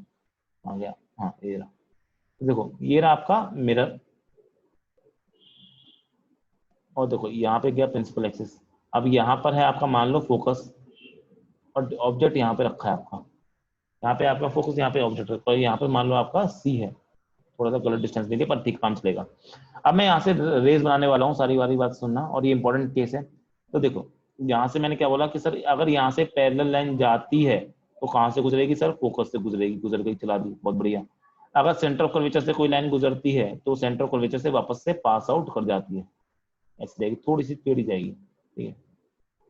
अब तुम एक चीज गौर कर रहे हो कि यहाँ पे डिस्टेंस क्या कर रहा है, इंक्रीज करता जा रहा है। अगर यहाँ पे डिस्टेंस इंक्रीज कर रहा है तो यहाँ पे तो नहीं मिलने वाली, तो क्या यहाँ पे नहीं, और यहाँ पे डिस्टेंस कम होता जा रहा है, राइट हैंड साइड में आपका लाइन के बीच में डिस्टेंस कम होता जा रहा है। इसका मतलब इसको मैं अगर एक्सटेंड करूं आगे की तरफ, अगर इसको मैं एक्सटेंड करूं आगे की तरफ, तो साफ सीधी बात है कि आपकी इस तरफ एक्सटेंड करने पे, इस तरफ एक्सटेंड करने पे आपका इमेज यहाँ बन सकती है। और क्या इस बार तुम देखोगे क्या इमेज आपकी जो रियल है वर्चुअल है, साफ सीधी बात बोल सको बिहाइंड द मिरर बन रही है और रेस एक्सटेंड करने बन रही है। तो इमेज के बारे में आप क्या क्या बोल सकते हैं, इंपॉर्टेंट बातें। पहली बात तो आपकी बड़ी बन रही है छोटी बन रही है, 100% बड़ी बन रही है, बड़ी बन रही है, छोटी बन रही है, 100% बड़ी बन रही है। दूसरी बात रियल है कि वर्चुअल है, सर पीछे बन रही है तो वर्चुअल है, आपको रेस को एक्चुअली मीट नहीं करवा पा रहे हो। दूसरी बात कि वर्चुअल है, रियल एनलार्ज है, और आपका बिहाइंड द मिरर ही बताती कहाँ बन रही है, तो आप बिहाइंड द मिरर ही बोलोगे इसको। हम 3-4 चीज बता देते हैं, तो कहाँ बन रही है, बिहाइंड द मिरर बन रही है, एनलार्ज हो गई, वर्चुअल हो गई। अच्छा इरेक्ट है कि इन्वर्टेड है, तो आप बोलोगे सर इरेक्ट है, खड़ी है ना, सेम हाइट है, ऊपर है तो ऊपर ही बन रही है। तो ये सारे केस, ये छयों के छह केस बच्चों आपको रटे हुए होने चाहिए विदाउट एनी फेल। ये छयों के छह केस आपको रटे हुए होने चाहिए। मतलब अगर गलती से मैंने आपको ये बोल दिया ना कि भाई बताओ, मान लो यहाँ ऑब्जेक्ट रखा है तो बताओ कहाँ बनेगी इमेज, मतलब मैं ये एग्जैक्ट डेटा नहीं बोल रहा, लेकिन तब आपको बता क्या चाहिए। अच्छा अगर आपका जो ऑब्जेक्ट है वो अगर सी के पार रखा हुआ है, बियॉन्ड सी रखा हुआ है, तो आपको आंसर आना चाहिए कि उसकी जो इमेज बनेगी वो आपकी सी और एफ के बीच बनेगी, और छोटी बनेगी और इन्वर्टेड बनेगी। ये सारे केस आपको ये सारी चीजें बताते हैं, यहाँ तो गलती से भी नहीं मिलेगी। ये तो 10th और 11th में भी था। हाँ बेटा ये 10th और 11th में था, यही जो मैं आपको पढ़ा रहा हूँ ना, ये सारी चीज 10th और 11th में ही है। एक्चुअली अगर बात बताऊँ ना तो हम तो 11th में कहाँ से आगे, पहले तो ये बताओ। अच्छा 11th में अगर ये ऑप्टिक्स होगा, कुछ कुछ हमें होता है। तो बात ये है कि ना अगर आप कोई भी किताब एनसीईआरटी किताब उठाओगे ना, तो एनसीईआरटी किताब में ये सब नहीं दे रखा, ठीक है, या फिर ये दे रखा है, तो बाकी आपको मिरर के बारे में ज्यादा नहीं बता रखा। क्यों नहीं बता रखा, मिरर प्लेन मिरर और स्फेरिकल मिरर के बारे में एनसीईआरटी में सिर्फ 2 पेज है, सिर्फ 2 पेज, लेकिन उसने एग्जाम्पल और क्वेश्चन दे दिए ऐसे ऐसे जिनके लिए आपको ये सब पढ़ना जरूरी है। और आप लोग भी जानते हो कि आप 9th 10th में 11th 12th में कितना पढ़ के आए हो, ठीक है, इसलिए सारी चीजें पढ़ाना जरूरी है आपको। आई होप कि इतनी बात आपको समझ में आई होगी, आई है कि नहीं आई बात समझ में। चलो ठीक है, छह के समझ में आ गए। इन छह के से समझने में क्या बात मिलती है, सबसे इंपॉर्टेंट बात समझने में मिलती है कि सर जैसे जैसे मैं आपके मिरर के पास में जाऊंगा, जैसे जैसे मैं आपके मिरर के पास में जाऊंगा, इन्फिनिटी से लेके फोकस तक, इन्फिनिटी से लेके फोकस तक हमेशा जब भी जाऊंगा तो आपकी इमेज हमेशा रियल होगी, हमेशा इन्वर्टेड होगी। और लेकिन जैसे जैसे पास में जाऊंगा आपकी इमेज मिरर से दूर जाती रहेगी और उसका साइज बढ़ता जाएगा। मैं कहीं से भी कहीं आऊं, कहीं से अगर मैं मिरर के पास आता जा रहा हूं तो आपकी हमेशा इमेज की साइज बढ़ेगी ही बढ़ेगी, हमेशा इमेज की साइज क्या होगी आपकी, बढ़ेगी ही बढ़ेगी। बहुत इंपॉर्टेंट चीज बताई यहाँ पर, ठीक है। और अगर आप फोकस से पोल के बीच में जाओगे, अगर आप फोकस से पोल अभी पास में जा रहे हो, तो सिर्फ एक केस है, only in one case of concave mirror there is a case when object is real and object is between focus and pole and the image is virtual and erect। एक केस में, इसलिए case important होता है। आपके concave case में हमेशा real बनेगी, हमेशा इन्वर्टेड बनेगी, except one case in which case of जब आपका object is between pole and focus. I hope कि सब समझ में आएगा, आपको याद भी रहना चाहिए। चलिए, तो मैंने जो ये बातें बताई इनको एक काम करता हूँ, इनको एक बार लिख देता हूँ, ठीक है, क्योंकि ये एग्जाम में सीधे सीधे स्टेटमेंट के फॉर्म में पूछे जाते हैं, ठीक है। सुनो, तो नोट करके मैं लिख देता हूँ यहाँ पे, और याद रखना यहाँ पे जितने भी मैंने जानकारी आपको दी है कैसे दिया, इफ ऑब्जेक्ट इज रियल, अगर वर्चुअल होगा तो वैसे वर्चुअल के सवाल आपके एग्जाम में आते नहीं है, पर आ जाए तो कोई घबराने वाली बात भी नहीं है। ऑब्जेक्ट इज रियल, वो मैं न्यूमेरिकल आ सकते हैं, पर थ्योरेटिकल के लिए आपको वर्चुअल ऑब्जेक्ट के बारे में कम सवाल पूछता है, मतलब ऐसे तरह नहीं पूछता, और अगर पूछेगा भी तो आप दिमाग लगा के बता भी सकते हो, ठीक है। तो फर्स्ट स्टेटमेंट क्या हो गया, सबसे पहला स्टेटमेंट क्या हो जाएगा कि ऑब्जेक्ट अगर object if object moves from if object moves from minus infinity to minus f, if object moves from minus infinity to minus F. इस माइनस एफ और माइनस इंफिनिटी का मैं समझ रहे हो कि रियल ऑब्जेक्ट की बात हो रही है। देन इमेज मूव्स, ये बहुत इंपॉर्टेंट बात है, याद रखना, मूव्स फ्रॉम, उल्टा जाएगी, मतलब आपका minus f to minus infinity, यानी दूर मूव करेगी। और सब उसके बाद एक और बात क्या बोली, and height of image continuously increase, पहले छोटी थी फिर बड़ी हुई। ठीक है, इंपॉर्टेंट बात का एक और बात है इसमें, वो बतानी है कि एट सी बोथ कोइंसाइड। सी पे क्या होते हैं, सबके सब आपके साथ मिलते हैं। चलो ये वाली बात भी समझा के सेकंड पॉइंट क्या हो जाएगा अब, इफ ऑब्जेक्ट मूव्स फ्रॉम, ये सवाल है बच्चों सीधे सीधे एक्सोसिएशनिज्म का, moves from minus f to pole. अगर माइनस एफ से पोल तक जा रहा है आपका object, in that case image क्या होती है आपकी, इमेज जो होती है, इमेज अपना पूरा का पूरा मूवमेंट करती है। Image moves to behind the mirror, वो बिहाइंड द मिरर चली जाती है। और साइज अभी भी क्या है, एंड इमेज का जो साइज है, हाइट ऑफ इमेज, वो क्या है, अभी भी आपका इंक्रीज कर रहा है। ये दो पॉइंट आपको याद रहने चाहिए हमेशा। और अगर हाइट ऑफ इमेज के बारे में बात करूं तो हाइट ऑफ इमेज हमेशा ही कंटिन्यूअसली क्या करती है, बढ़ती है, चाहे आप कहीं से भी कहीं जाओ। पर ये दो पॉइंट आपको एग्जाम में बहुत बार पूछे गए हैं। एक बार सवाल आया था, क्या आपका कॉनकेव मिरर में हमेशा इमेज क्या होती है, इन्वर्टेड होती है? तो स्टेटमेंट होता है गलत। नहीं, एक केस ऐसा है जहाँ पे आपका इरेक्टर होती है। ठीक है, तो मैं ये पॉइंट भी यहाँ पे ऊपर ही मेंशन करता हूँ, इस वाले केस में। यहाँ से लेकर यहाँ तक क्या होती है, इमेज हमेशा रियल होगी जो इमेज है, और आपकी जो हमेशा क्या होगी, इन्वर्टेड होगी। ये वाली बात भी याद रखनी है। पर इस वाले केस में क्या होगा आपका, नीचे वाले केस में, इस वाले केस में आपकी जो इमेज होगी, पहली बात तो वो कैसी हो जाएगी, वर्चुअल हो जाएगी। एंड सेकंड वो क्या हो जाएगी आपकी, इरेक्ट हो जाएगी। आई होप ये दोनों स्टेटमेंट आपको समझ में आए होंगे। और कॉनकेव मिरर बहुत ज्यादा इंपॉर्टेंट है क्योंकि यहाँ पे 6 केस हैं, जिससे एक केस आपका अलग भी होता है। अब नेक्स्ट चीज हम पढ़ते हैं, यही चीज जो भी हमने पढ़ी वो चीज हम पढ़ते हैं आपका for the cases of convex mirror. अच्छी बात क्या है कि कॉन्वेक्स मिरर में बच्चों सिर्फ दो ही केस हैं। कॉन्वेक्स मिरर में क्या है आपका, सिर्फ और सिर्फ दो ही केस हैं, बहुत ही सिंपल। कॉन्वेक्स कॉन्वेक्स मिरर में आपके सिर्फ दो ही केसेस हैं। और कौन कौन से वो और हम सिर्फ किसकी बात कर रहे हैं, रियल ऑब्जेक्ट की बात कर रहे हैं। सिर्फ दो ही केस हैं, इसलिए कॉन्वेक्स मिरर पढ़ा भी कम जाता है और ना इस पर ज्यादा सवाल आते हैं, क्योंकि आपको पता ही सब दो बनने वाले हैं और दोनों केस भी सेम टू सेम है, उनमें भी कोई खास फर्क नहीं, मतलब जो बात होनी चाहिए। सुनो, तो क्या है आपका, मान लो पहला केस क्या हो जाएगा, मान लीजिए आपका इस तरह से, सॉरी मैंने गलत बना दिया, इस तरह से आपका कॉन्वेक्स मिरर, गलत नहीं बनाया था, पर हाँ इस तरह से, जिस तरह से हम जनरली स्टैंडर्ड डायग्राम बनाते हैं, तो ये आपकी ये हो जाएगी प्रिंसिपल एक्सिस। ठीक है, पहला क्या है, फर्स्ट केस आपका हो जाएगा कि ऑब्जेक्ट एट इन्फिनिटी। अगर इन्फिनिटी पे तो रेज ऐसे आएगी, और जब इन्फिनिटी पे तो आती है पैरेलल लाइंस आती है। पैरेलल लाइंस कहाँ मिलती है, हमेशा फोकस मिलती है, पर यहाँ पे मिल नहीं पाएगी, तो क्या करेंगी, अपीयर करेंगी मिलती हुई। कहाँ पे, हमेशा फोकस पे अपीयर करती मिलती हुई। तो इमेज के बारे में आप क्या बात बोल सकते हो सर, साफ सी बात है, इमेज आपकी क्या क्या बोल सकते हो, इमेज के बारे में क्या क्या बोलोगे सर, इमेज जो भी होगी वो आपकी वर्चुअल होगी। वर्चुअल क्यों होगी, क्योंकि आपकी रेज एक्चुअली मीट नहीं कर रही है। कैसे होगी, साइज क्या होगा, बहुत ही छोटा, डिमिनिश। तो मैं इसको क्या बोलूंगा, पॉइंट साइज। पॉइंट साइज का मतलब क्या होता है, डिमिनिश ही होता है। पॉइंट साइज का मतलब डिमिनिश्ड ही होता है। ठीक है, वर्चुअल बता दिया। ठीक है, इरेक्ट वेट के बारे में कुछ बताना पड़ेगा नहीं, क्योंकि पॉइंट साइज के बारे में सुना, आप इरेक्ट वेट की बात करते हो। ठीक है, तो वर्चुअल हो गई, पॉइंट साइज होगी, कहाँ बन रही है आपकी, बिहाइंड द मिरर बन रही है। इतनी वाली बात भी आप बता सकते हो। अब नेक्स्ट केस क्या होगा कि आप थोड़ा सा पास में आ जाओ मिरर के। आप जब मिरर के पास में आते हो, इन दैट केस क्या होगा, अब दिक्कत ये, मिरर के पास यहाँ पे ना सी होता, यहाँ पे एफ, ऐसा तो है नहीं कि ये सब होता हो यहाँ पे, ये सब तो होता ही नहीं यहाँ पे, तो यहाँ पे बनाने की जरूरत नहीं। तो यहाँ पे हम डिस्टेंस में आपका ये नहीं बोल सकते beyond F, beyond C, beyond between C and F, ये सब बोल नहीं सकते, क्योंकि होता ही नहीं है। होता तो यहाँ पर है सब कुछ, अगर यहाँ पर होता है। अब दूसरा केस क्या हो जाएगा कि वो यहाँ रखा है बस, कहाँ पे, image is between pole and infinity, infinity और पोल के बीच में रखा है अगर आपका ऑब्जेक्ट। तो उस केस में क्या होगा, उस केस में अपन दो स्पेशल केस बनाते हैं क्या, कि अगर आपकी लाइन क्या हो, आपकी लाइन क्या हो, आप जा रही हो लाइन पैरेलल जा रही हो, पैरेलल लाइन क्या होती है, हमेशा फोकस से गुजरती हुई होती है, ठीक है, तो ऐसे चली जाएगी। दूसरी बात कि अपन क्या बोलते हैं सेंटर ऑफ कर्वेचर, क्या सेंटर ऑफ कर्वेचर कुछ यहाँ पे होगा, अगर सेंटर ऑफ कर्वेचर पे कोई भी लाइन जाती है, अगर या फिर दूसरा केस क्या रहेगा, अच्छा केस लेना है तुम्हें तो इसको ले लो, मैंने कहा था जितना एंगल आपका पोल के साथ बनाती है उतना एंगल आपका चली जाती है, तो ये केस ज्यादा सुंदर लगता है।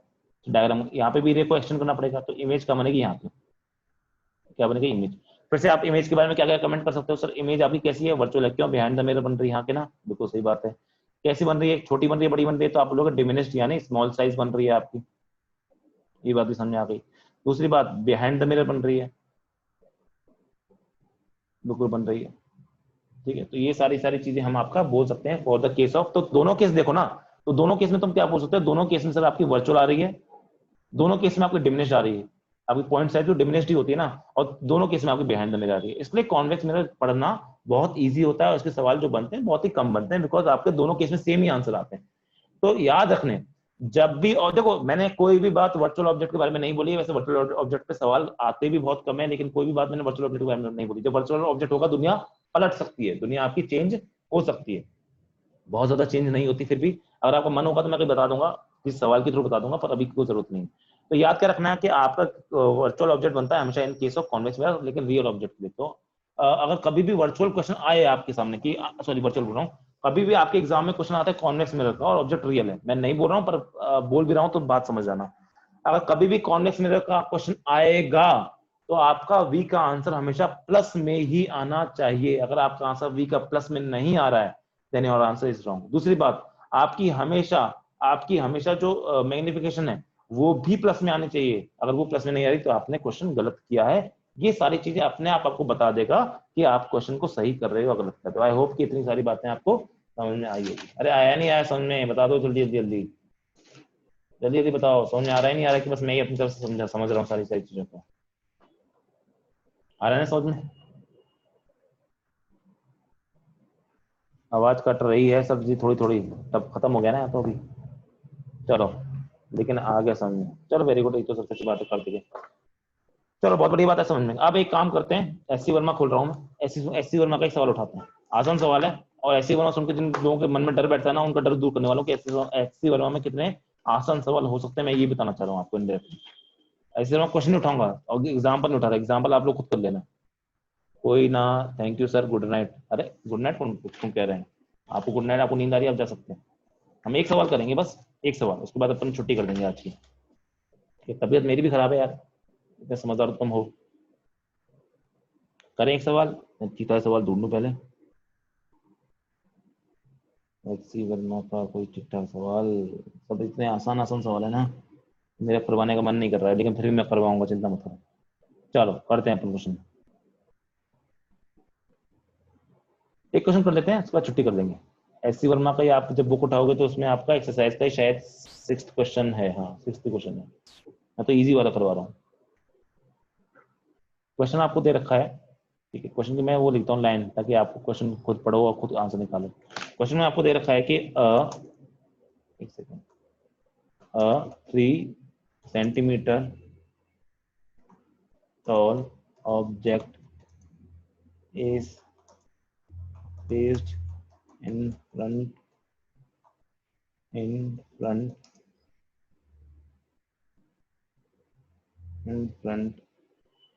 of a convex mirror।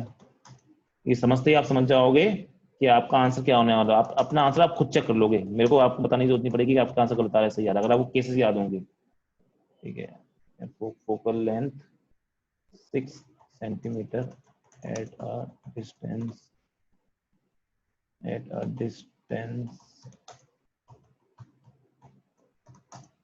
of 7.5 centimeter। Find the location, size and nature of image।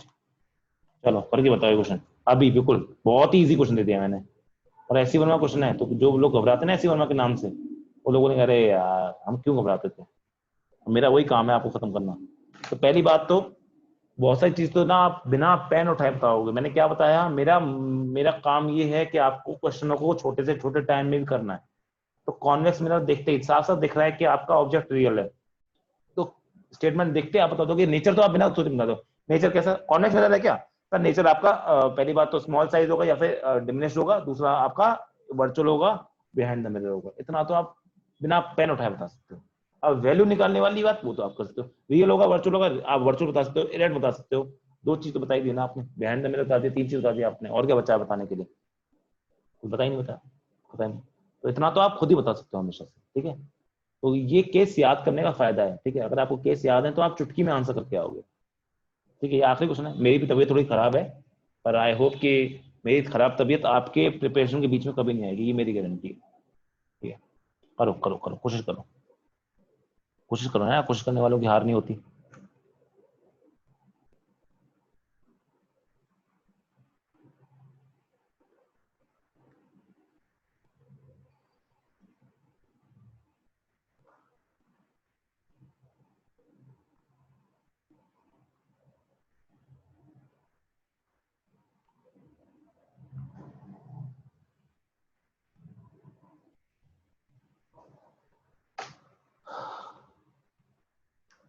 आज मैं एक काम करूंगा, आपको एससी वर्मा के कुछ क्वेश्चन भेज दूंगा, ठीक है।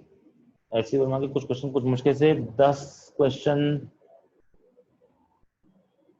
हैं, शायद 10 भी नहीं है यार, 8-9 क्वेश्चन, 8-9 क्वेश्चन है, सिर्फ 9 क्वेश्चन है।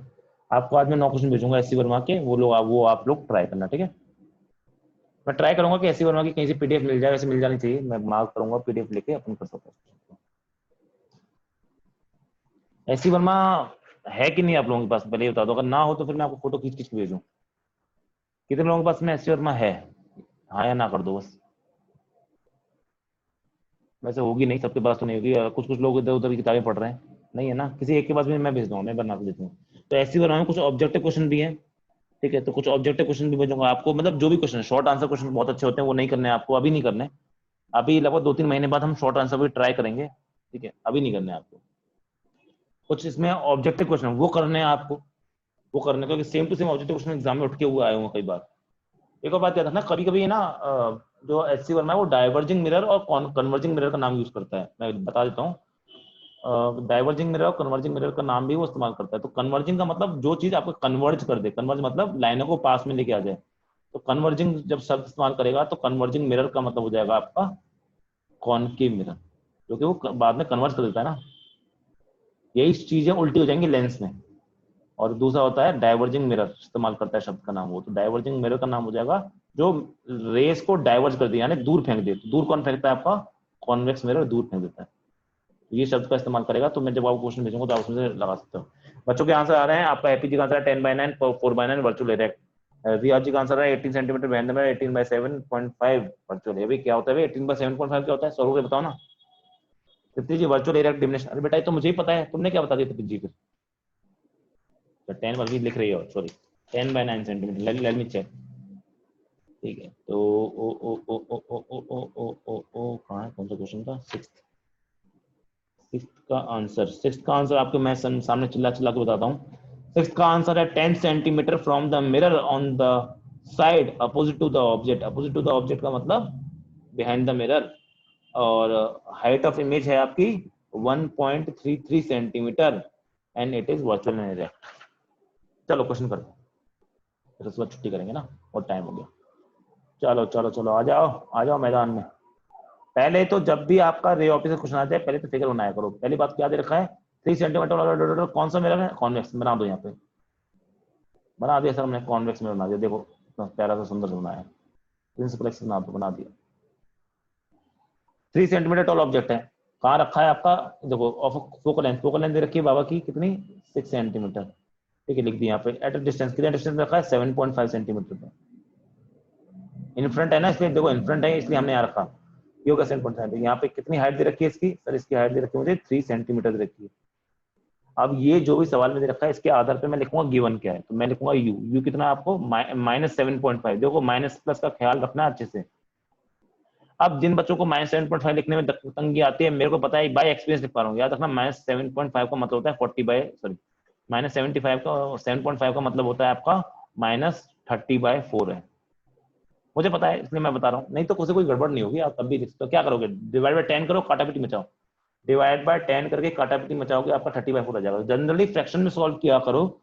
क्यों फ्रैक्शन में सॉल्व किया करो? क्योंकि फ्रैक्शन में सॉल्व करने से आपके सॉल्व करने में आपको आसानी होती है। ठीक है, फ्रैक्शन में लिखा करो v, अगर लिख पाओ तो, नहीं लिख पाओ तो कोई बात नहीं, v निकालना है। f कितना दे रखा है सर? कॉन्वेक्स मिरर है क्या? हाँ सर कॉन्वेक्स मिरर है। कॉन्वेक्स मिरर की फोकल लेंथ हमेशा पॉजिटिव होती है, यानी +6 सेंटीमीटर में लेके चलाऊंगा। अब मैं मिरर फॉर्म लगाता हूँ, तो 1/v + 1/u is equal to 1/f। यहाँ से आपका 1/v, 1/u की जगह क्या रखूंगा मैं? प्लस माइनस, अब देखो मैंने 30/4 दिया, आप 1/7.5 ले लो, कोई दिक्कत नहीं है, कोई दिक्कत नहीं। ठीक है, पर आप, मैं अच्छी कैलकुलेशन में -30/4 इसको लिख सकता हूँ। तो आप बोलोगे सर कैसे लिखा? एक्सपीरियंस से लिखा। याद रखना एक्सपीरियंस क्या बोलता है मेरा, कि जो 1/4 की वैल्यू होती है ना, वो होती है 0.25। याद रखना ये वाली बात, जल्दी क्वेश्चन सॉल्व करने में हमेशा आपको आसानी रहती है। और 3/4 की वैल्यू होती है 0.75।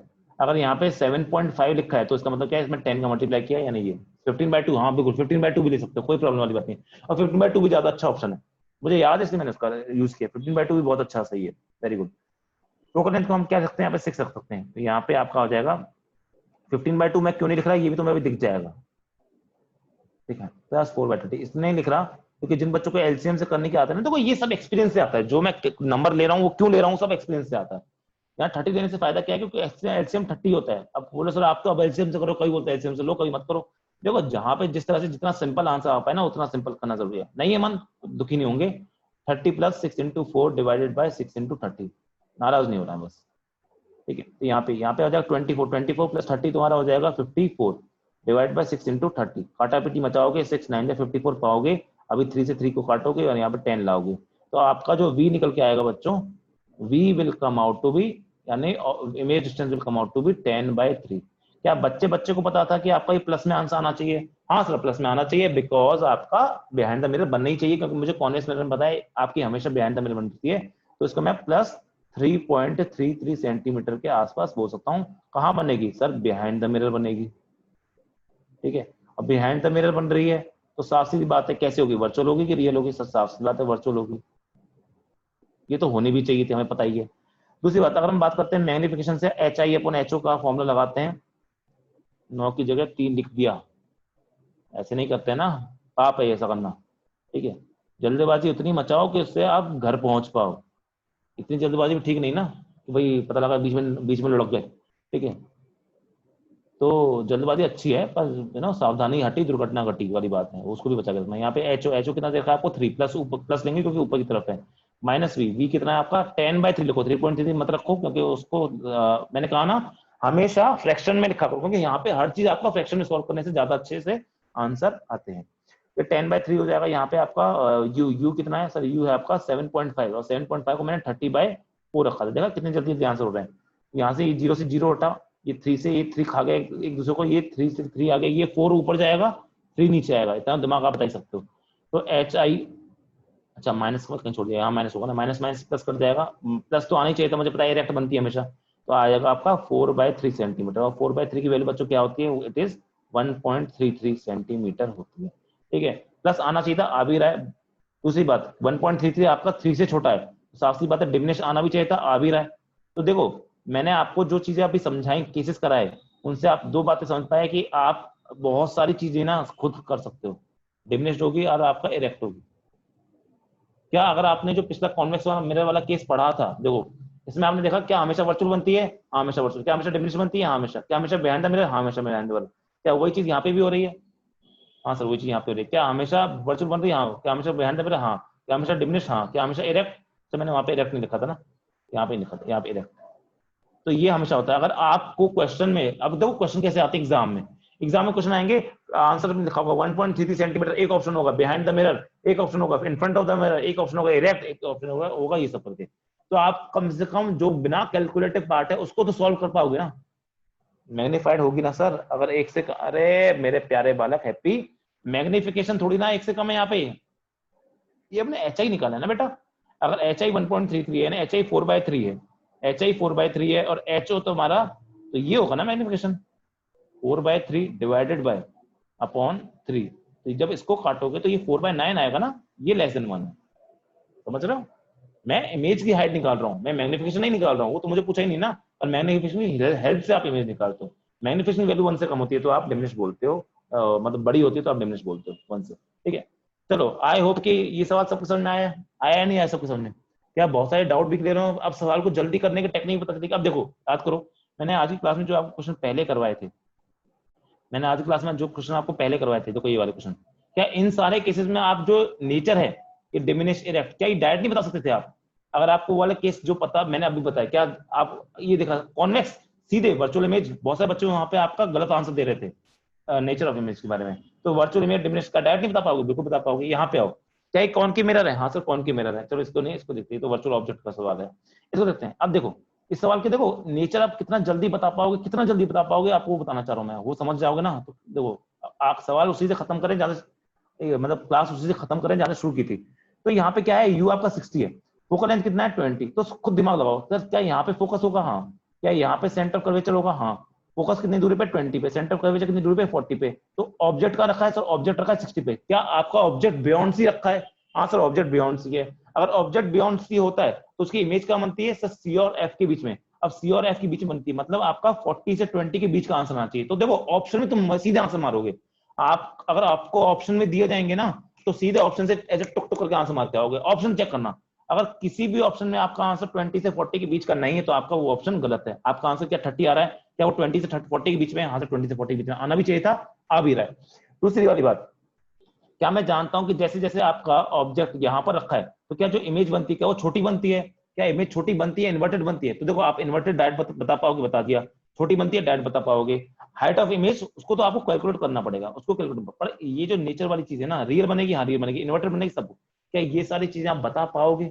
अगर ये वाली सारी चीजें आप बता पा रहे हो, इसका साफ सीधा मतलब है कि आप आधा सवाल सॉल्व कर रहे हो सिर्फ ऑप्शन ऑप्शन से, आधा सवाल से ज्यादा सवाल आप सिर्फ ऑप्शन सही कर दे रहे हो। ये बहुत बड़ी एडवांटेज होता है एग्जाम में, क्योंकि एग्जाम में टाइम होता है आपको क्वेश्चन करने का। तो आई होप कि ये सारी चीजें आपको समझ में आई होंगी, ठीक है, कंसेप्ट भी समझ में आए होंगे, और आपको शॉर्ट ट्रिक भी समझ में आएगी होगी, शॉर्ट मेथड भी समझ में आए होंगे, और सारा समझ में आया नहीं आया है? हाँ करो, हाँ करो, हाँ करो, जल्दी करो, जल्दी करो, फिर छुट्टी करते हैं आज की हम, ठीक है। बुखार आ रहा है मुझे, जल्दी बताओ। चलो थैंक यू वेरी मच। आज के लिए बच्चों अपन इतना ही पढ़ रहे हैं, ठीक है, आज के लिए अपन इतना ही करते हैं क्योंकि बहुत ज्यादा हो गया, मुझे भी थोड़ा सा दवाई ववाई लेनी है, थोड़ा सा मैं भी थक गया हूँ। चलो थैंक यू वेरी मच, ठीक है, अपन मिलते हैं नेक्स्ट क्लास में। अपन कल की क्लास में अपन स्टार्ट करेंगे सवालों से, स्टार्ट करेंगे अच्छे सवालों से स्टार्ट करेंगे, और फिर अपन एस सी वर्मा के, और एक एस सी वर्मा का एक दो डीसी पांडे के सवाल और एक दो सवाल अपन और अलग अलग जगह से उठाएंगे, और एक नई चीज पढ़ेंगे अपन जिसको हम बोलते हैं, एक और नई तरह की मैग्निफिकेशन आप पढ़ने वाले हो जिसको हम बोलते हैं आपका लॉन्गिट्यूडनल मैग्निफिकेशन, बहुत अच्छा टॉपिक है। चलिए आज क्लास यहीं पे करते हैं, मजा आया आपको पढ़ा के, और आप प्लीज नोट्स बनाएं, सवाल करें, डिस्कशन करें, और अपने और भी दोस्तों से बोलते रहें कि वो क्लास आके ज्वाइन करें, क्योंकि जो अपने दोस्तों से बोलो क्लास ऑलमोस्ट फ्री है, 100 रुपए में किसी को कुछ बिगड़ता नहीं हो, किसी को फ्री में करनी है वो फ्री में कर ले, ठीक है। पर मटेरियल मैं आपका वहीं पे प्रोवाइड कराऊंगा, तो प्लीज डिस्कशन वाले ग्रुप को ज्वाइन करें, डिस्कशन करें, और दोस्तों से बोलें ज्वाइन करने के लिए, और वीडियो भी देख लिया करो यार, तुम लोग वीडियो नहीं देखते हो। यहाँ पे अगर 18-19 बच्चे अगर ज्वाइन करते हैं तो कम से कम वीडियो एक एक बार तो देखा करो कम से कम, ताकि मैं ये तो रहे कि हाँ इतने बच्चों को मैं पढ़ा तो इतने बच्चे एक दो बार वीडियो देख रहे हैं, ठीक है। और कुछ नहीं, मोटिवेशन रहती है लाइफ में, और कुछ नहीं। मेरे को यूट्यूब से कमाई नहीं करनी है, पर मोटिवेशन रहती है ना, आपको पढ़ाने की इज्जत होती है, मतलब तभी तो मजा आएगा पढ़ाने को जब आप लोग क्लास में आओ। चलो आज के लिए इतना ही पढ़ते हैं, थैंक यू वेरी मच। किस किसने गुड नाइट कर दिया पहले उनको निपटाऊं मैं, ठीक है। कार्तिक ने बोला कतई जहर, हाँ जहरीले लोग। Happy Chauhan take care sir, okay thank you very much. Meenu ji हाँ sir, Tripti ji okay sir, Riya ji thank you sir, thank you Riya ji, thank you Tripti ji, good night Tripti ji, Meenu ji good thank you, Harshi ji thank you, Happy ji धन्यवाद सर, और Mandi ji good night sir, Riya ji good night. चलो आज के लिए इतना ही करते हैं, thank you very much, bye bye, take care, good night.